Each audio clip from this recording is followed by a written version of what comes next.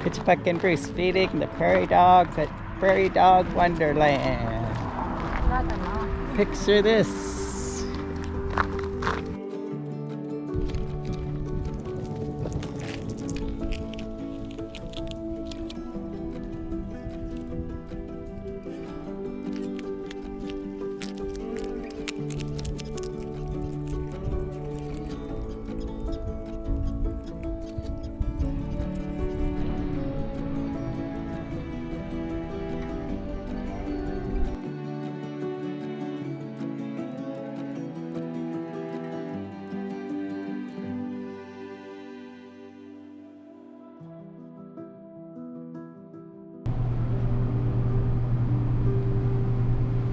This is a picture of a grain palace in Plankton, South Dakota, 1891.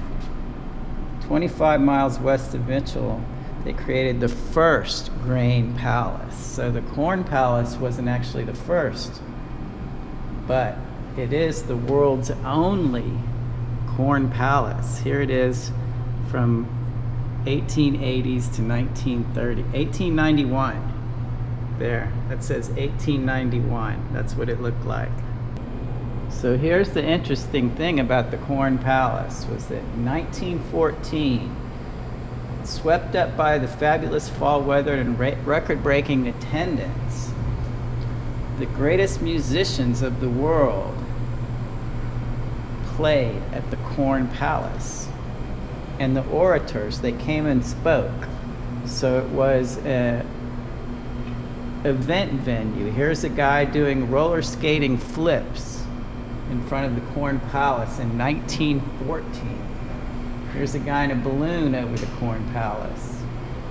So this was a place where all these people would come for like amazing shows and theater in the early 1900s. The Corn Palace. So as you can see, the sign says it's the world's only corn palace. And this exterior is mosaics made out of corn, okay? That's amazing. They actually use real corn cobs to make the mosaics. And because it's an exterior, they have to, we just found out, they have to change it every year. Every year, they redo the whole exterior of the Corn Palace. So the gentleman just told us that every year they change the theme of the Corn Palace. This year is under the big top or some kind of circus theme, but here you go. 1970, this is what it looked like. That was their theme. So they go from these renderings, these artists' renderings. One year it was space age. That's pretty cool. And that's how they do the exterior of the Corn Palace. Oscar Howe. Oscar Howe is the guy's name that comes up with the sketches. And he was named the Artist Laureate of South Dakota in 1960. Here is Mount Rushmore, right here, made out of corn. It's like a whole mosaic. They use the corn as tiles. As a tile to make Mount Rushmore. We're gonna go to Mount Rushmore and see it, see how it compares to the Mount Rushmore at the Corn Palace. Yeah. Hi, it's Bruce Malone. Picture this, and we're gonna find a bighorn sheep right here. Here he is.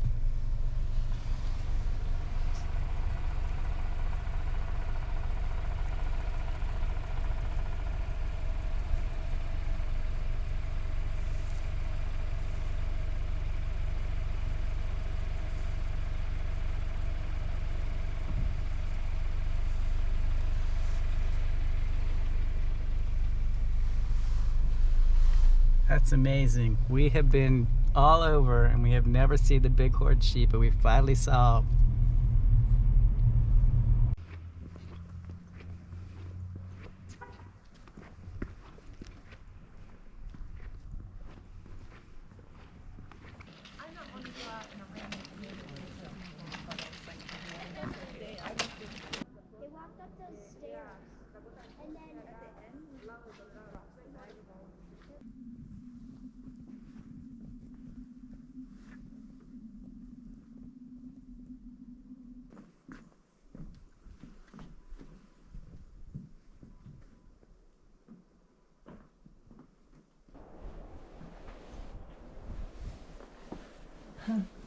like in a cave. You want me to take video for you?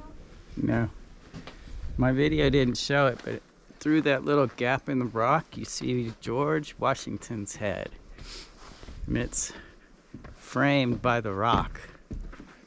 Really pretty. We'll try and get a still image of that because my camera wouldn't handle the extreme exposure range. Here you can also see the actual little chips in the rock where the drill bits chiseled away. We're close enough to see the chiseling of Washington's coat. They were going to make it like midway through his chest, but I think the rock gave way and it wasn't viable to carve into the coat, so they had to stop. Here they have a model, a picture of a model, and this is what they used to calculate the size of what they were going to have to carve. So it was on a 1:12 ratio. So when they put the plumb bob down, 1 foot here was 12 feet up there. I'm going to push down on the plunger and blast away Mount Rushmore.